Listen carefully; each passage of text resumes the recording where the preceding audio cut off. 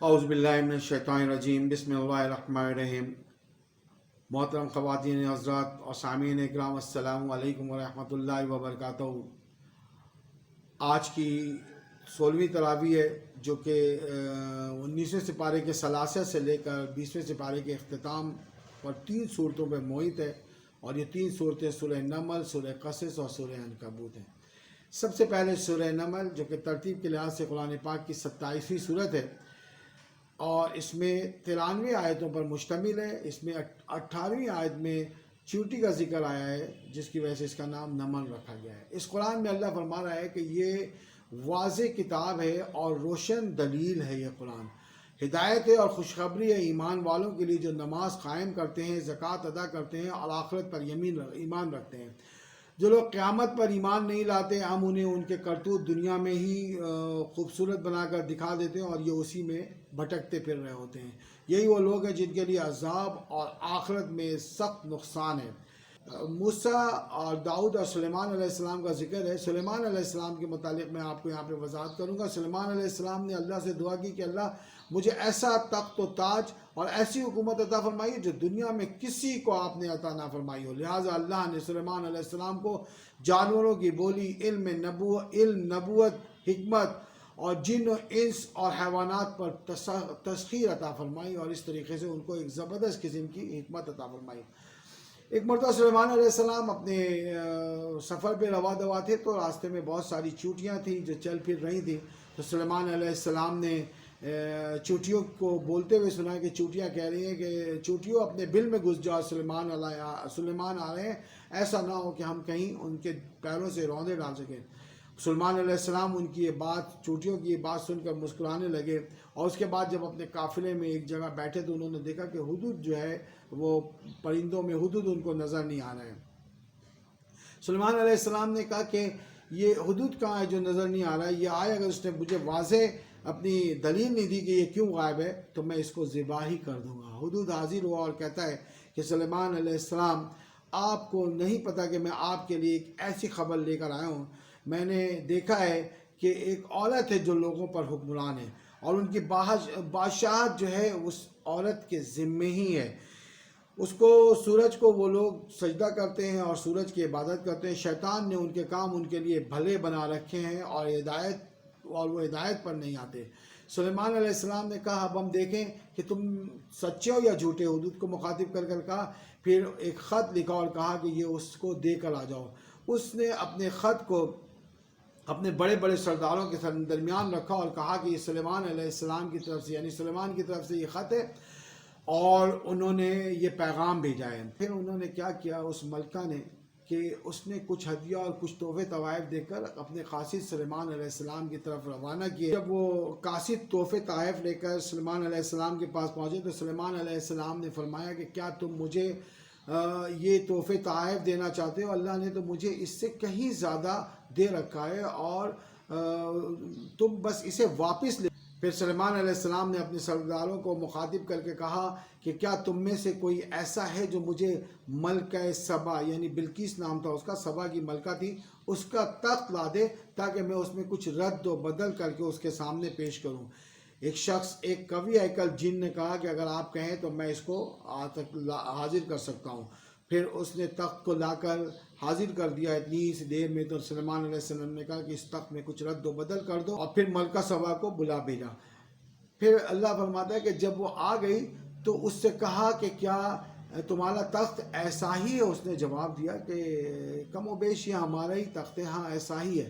پھر سبا کو کہا کہ اس محل میں چلو۔ جیسی وہ محل میں داخل ہونے لگی تو اس میں ایسا رد و بدل کیا گیا تھا کہ اس کو ایسا لگا کہ محل میں پانی ہے، لہٰذا اس نے اپنے کپڑے سمیٹنے شروع کیے، جس سے اس کی پنڈلیاں کھل گئی، اور اس آرائش و زیبائش کو دیکھ کے، اس سجاوٹ کو اور اس تبدیلی کو دیکھ کر وہ اس بات پر ایمان لے آئی، اور پھر اس نے کہا کہ میں سلیمان کے ساتھ اللہ رب العالمین کی ماتی اور فرما بردار ہو گیا۔ یعنی سلیمان علیہ السلام کی کاوشیں اور کوششیں دیکھ کر وہ ایمان قبول کر لیا اس نے۔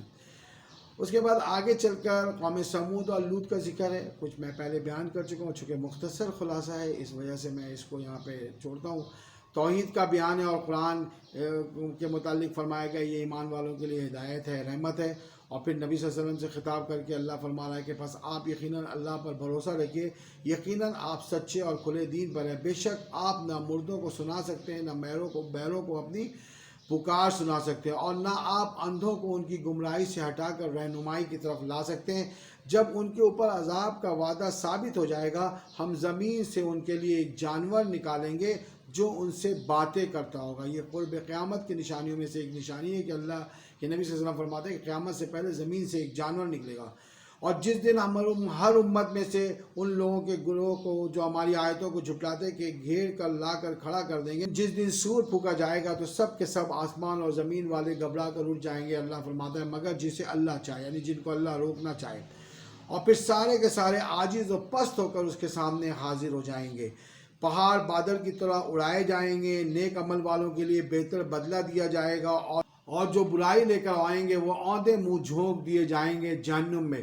پھر نبی صلی اللہ علیہ وسلم کو کہا گیا کہ آپ کہیے کہ مجھے تو بس یہ حکم ہوا ہے کہ میں اس شہر کے پروردگار کی عبادت کرتا رہوں جس نے اسے حرمت والا بنایا ہے، جس کی ملکیت میں ہر چیز ہے، اور مجھے یہ بھی فرمایا گیا ہے کہ میں فرما برداروں میں ہو جاؤں، اور میں قرآن کی تلاوت کرتا ہوں، اور جو راہ راست پر آ جائے وہ اپنے نفع کے لیے، اور جو راہ راست پر نہیں آئے گا، بہک جائے گا، تو کہہ دیجئے کہ میں تو صرف ہوشیار کرنے والا ہوں اور میں تو صرف متنبع کرنے والا ہوں۔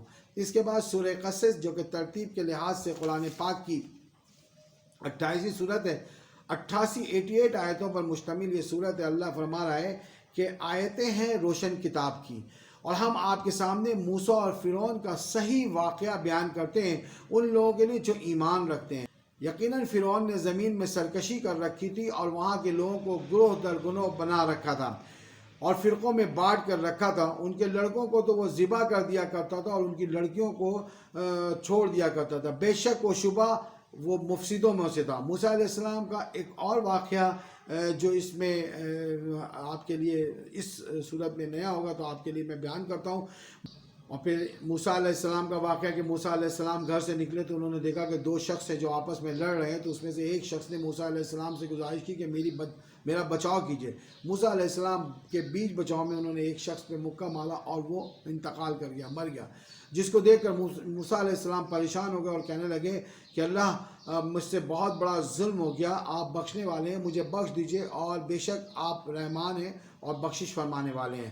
بس موسیٰ کہنے لگے کہ پروردگار مجھے ظالموں کے گروہ سے بچا لیجئے، اور اس کے بعد مدین کی طرف روانہ ہو گئے۔ مدین پر جب پہنچے تو وہاں پہ دیکھا کہ کنویں پہ کافی رش لگا ہوا اور لوگ اپنی اپنی باری کا پانی لے رہے ہیں۔ انہوں نے دیکھا کہ وہ دو عورتیں جو الگ تھلگ کھڑی ہیں اور وہ اس میں کوئی پارٹیسپیٹ نہیں کر رہی، حالانکہ پانی ان کو بھی چاہیے تھا۔ انہوں نے کہا کہ تمہارے ساتھ کیا مسئلہ ہے، آخر تم لوگ کیوں نہیں لیتے؟ تو انہوں نے کہا کہ جب تک یہ سارے لوگ پانی نہیں لے لیتے تو ہم اس سے پانی نہیں لے سکتے، اور یہ کام ہم اس لیے کر رہے ہیں کہ ہمارے والد بہت ضعیف ہیں اور ہمیں یہ کام کرنا ہے۔ بس آپ نے خود ان جانوروں کو پانی پلا دیا۔ اتنے میں ان دونوں عورتوں میں سے ایک ان کی طرف شرماتی ہوئی چلتی ہوئی آئی اور کہنے لگی کہ میرے باپ آپ کو بلا رہے ہیں، جب یہ ان کے پاس تاکہ آپ کو پانی جو آپ نے ہمارے جانوروں کو پانی پلایا اس کی اجرت دے دیں۔ جب موسیٰ علیہ السلام ان کے پاس پہنچے اور انہوں نے اپنا سارا واقعہ بیان کیا کہ میں اس طریقے سے آیا ہوں اور مجھ سے قتل ہو گیا ہے، تو انہوں نے کہا کہ آپ بے فکر ہو جائیں، آپ بالکل محفوظ اور مضبوط جگہوں پر پہنچ چکے ہیں۔ اس دوران ان میں سے ایک خاتون نے کہا کہ ابا جی آپ انہیں مزدوری پہ رکھ لیجئے، کیونکہ جنہیں آپ اجرت پر رکھیں ان میں بہتر خوبی یہ ہونی چاہیے کہ وہ مضبوط اور امانت دار ہوں۔ لہٰذا ان بزرگ نے موسیٰ علیہ السلام کو مخاطب کر کے کہا کہ میں ان دونوں بچیوں میں سے ایک کو آپ کے نکاح میں دینا چاہتا ہوں، اور مہر کے بدلے میں آپ 8 سال ہمارے پاس اجرت کریں گے، اور اگر آپ نے 10 سال پورا کر لیا تو یہ ہمارے پر احسان ہوگا، اور میں ہرگز نہیں چاہتا کہ آپ کو کسی مشقت میں ڈالوں، اللہ کو منظور ہے تو آگے چل کر آپ مجھے بھلا آدمی ہی پائیں گے۔ موسیٰ علیہ السلام نے کہا خیر تو یہ میرے اور آپ کے درمیان یہ بات طے ہو گئی۔ جب حضرت موسیٰ علیہ السلام نے مدت پوری کر لی اور اپنے گھر والوں کو لے کر وہاں سے چلے تو انہوں نے راستے میں طور کے مقام پر ایک آگ کو دیکھا، تو اپنی بیوی سے کہنے لگے کہ تم تھوڑی دیر ٹھہرو تو میں تمہارے لیے میں نے آگ دیکھی ہے تو میں تمہارے لیے کوئی آگ کا انگارہ لے کر آؤں تاکہ ہم اس سے تاپ سکیں، اپنے ہاتھ پیر تاپ سکیں یا پھر کچھ ہم پکانے کے کام میں لا سکیں۔ جب یہ وہاں پر پہنچے تو انہوں نے دیکھا کہ ایک درخت سے آواز آئی کہ موسیٰ میں تیرا رب ہوں اور تو وادی طور میں ہے، اور اس کے بعد پھر وہ سارے واقعات کے موسیٰ علیہ السلام کو معاوضے ادا کیے گئے، اور پھر فرعون کی طرف جانے کو دعوت دی گئی اور فرعون سے مقابلے کے لیے کہا گیا۔ اور پھر قارون کا واقعہ کہ اللہ فرما رہا ہے کہ قارون جو کہ موسیٰ کی قوم میں تھا، اس کو اللہ تعالیٰ نے بہت سے خزانے دے رکھے تھے، اور اس کے خزانے کی حیت ایسی تھی کہ بہت مضبوط لوگ مل کر اس کے خزانے کو اٹھایا کرتے تھے۔ اللہ نے اس کو فرمایا کہ زمین پر اترا کر نہ چلا کر، آخرت کی فکر کر اور آخرت کو تلاش کر، زمین میں فساد کو نہ پھیلا، لیکن وہ اپنی اس کرتوت سے باز نہیں آیا۔ تو اللہ فرماتا ہے کہ بس وہ اتراتا ہوا نکلا اور محل سمیت ہی دھنسا دیا گیا۔ پھر اس کے بعد اللہ فرما رہا ہے کہ آخرت کا یہ بھلا گھر ہم انہی کے لیے مقرر کر دیتے ہیں جو زمین میں اونچائی اور بڑائی اور فقر نہیں کرتے اور نہ فساد کی چاہت رکھتے ہیں، پرہیزگاروں کے لیے نہایت ہی عمدہ جگہ ہے۔ اس کے بعد اللہ فرما رہا ہے جو شخص نیکی لائے گا اس سے بہتر ملے گا، اور جو برائی لے کر آئے گا تو ایسے بدعمال کرنے والوں کو ان کے لیے انہی اعمال کا بدلہ دیا جائے گا۔ نبی صلی اللہ علیہ وسلم کو مخاطب کر کے اللہ فرما رہا ہے کہ خیال رکھیے کہ یہ کفار اللہ کی آیتوں سے اور تسبیح سے آپ کو کہیں روک نہ دیں، اس کے بعد یہ کہ آپ کے جانب جو کچھ چیزیں اتاری گئی ہیں تو اپنے رب کی طرف بلاتے رہیے ان کو، اور شرک کرنے والوں میں سے نہ ہو جائیے۔ آخر میں اللہ فرما رہا ہے کہ اللہ تعالیٰ کے ساتھ کسی اور کو معبود نہ پکارنا، بجز اللہ تعالیٰ کے کوئی معبود نہیں ہے۔ ہر چیز فنا ہونے والی ہے مگر اسی کا منہ اور اسی کی ذات، اس کے لیے فرما برداری کیجیے اور تم سب اس کی طرف لوٹائے جاؤ گے۔ پھر سورہ عنکبوت ہے جو کہ ترتیب کے لحاظ سے قرآن پاک کی 29ویں صورت ہے اور 69 آیتوں پر مشتمل ہے۔ سورہ عنکبوت میں اللہ فرما رہا ہے کیا لوگوں نے یہ سمجھ رکھا ہے کہ بس وہ اتنا کہہ دینے پر چھوڑ دی جائیں گے کہ ہم ایمان لائے؟ اللہ فرماتا ہے ہرگز نہیں، ان کی آزمائش ضرور ہوگی۔ ہم نے اس سے پہلے بھی لوگوں کی آزمائش کی ہے تاکہ اللہ اس بات کو جان لے کہ کون سچا اور کون جھوٹا ہے۔ بڑائی کرنے والوں کے متعلق اللہ فرماتا ہے کہ وہ کسی بھی صورت اللہ سے بازی نہیں لے جا سکتے۔ جو لوگ اللہ سے ملنے کی توقع رکھتے ہیں ان کے لیے وقت مقررہ ہے، اور جو لوگ ایمان لائیں گے اور نیک عمل کریں گے اللہ فرماتا ہے کہ ان کے لیے بہترین اعمال کی بہترین جزا ہے۔ اور میں نے انسان کو اپنے والدین کی اطاعت و فرمانبرداری کا طریقہ سکھایا، لیکن ہم نے ان سے یہ کہا کہ جب ان کے والدین ان کو شرک پر اکسائیں تو ان کی بات کو نہیں ماننا۔ کچھ لوگوں کے متعلق اللہ نے فرمایا کہ یہ لوگ کہتے ہیں کہ ہم ایمان والے ہیں، لیکن جب ان کے اوپر کوئی مصیبت آتی ہے، کوئی برا وقت آتا ہے، یا پھر جب فتح و کامرانی کی باری آتی ہے تو ان کے تیور اور ہوتے ہیں۔ اللہ دلوں کے حال سے واقف اور وہ جانتا ہے کہ کون مومن ہے اور کون منافق ہے۔ قیامت کے دن کے متعلق اللہ فرماتا ہے کہ قیامت کے دن بہت سے لوگ ایسے ہوں گے جو اپنا دوسروں کا بھی بوجھ اپنے کاندھوں پر اٹھا کر لے کر آئیں گے۔ اور قوموں کی تباہی کا ذکر کرتے ہوئے یہاں پہ نوح علیہ السلام کی قوم کا ذکر کرتے ہوئے فرمایا کہ نوح علیہ السلام نے اپنی قوم کو 950 سال تک تعلیم دی، لیکن ان میں سے چند ہی لوگوں کے علاوہ سارے لوگ گمراہ رہے اور عذاب کے کا ایندھن بنے۔ ابراہیم علیہ السلام کا ذکر کرتے ہوئے فرمایا کہ وہ بھی اپنی قوم کو بت پرستی سے بچنے کی تلقین کر رہے تھے، لیکن انہوں نے ابراہیم علیہ السلام کے لیے ان کو قتل کرنے کا فیصلہ کیا اور ان کو مار ڈالنے کا فیصلہ کیا، لیکن اللہ نے ان کو ان ظالموں سے بچا لیا۔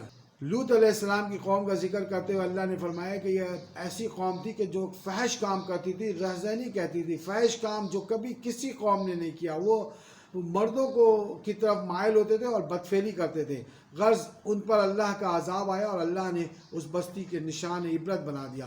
اس کے بعد قوم شعیب کا ذکر کرتے ہوئے اللہ فرما رہا ہے کہ ان کو بھی زلزلے نے پکڑ لیا ان کے اعمال کی وجہ سے۔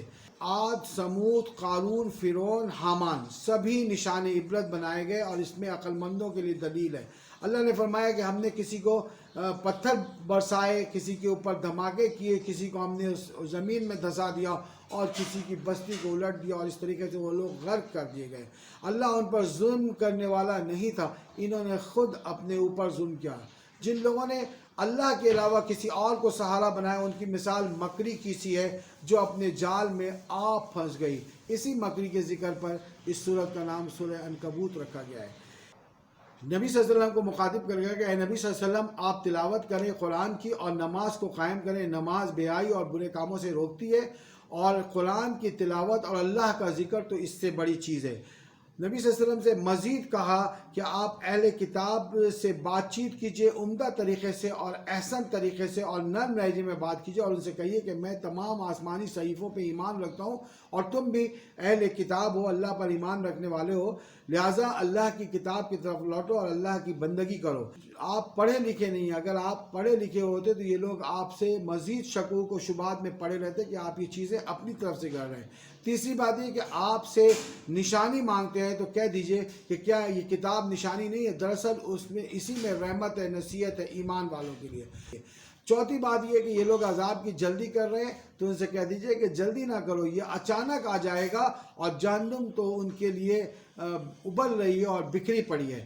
بندوں کو مخاطب کر کے کہا کہ میری زمین وسیع ہے، ہر نفس کو موت کا مزہ چکھنا ہے، اور جو لوگ ایمان لائے اور جنہوں نے عمل صالح کیے ان کے لیے جنت کے بلند و بالا مقامات ہیں۔ نبی صلی اللہ علیہ وسلم کو اللہ مخاطب کر کے کہہ رہا ہے کہ ان سے اللہ کی نعمتوں کے متعلق معلوم کیجئے کہ یہ کس کی دی ہوئی ہے، تو یقیناً یہ کہیں گے کہ یہ تو اللہ کی ہی ہے۔ تو ان سے پوچھئے پھر تم اس پر ایمان کیوں نہیں لاتے؟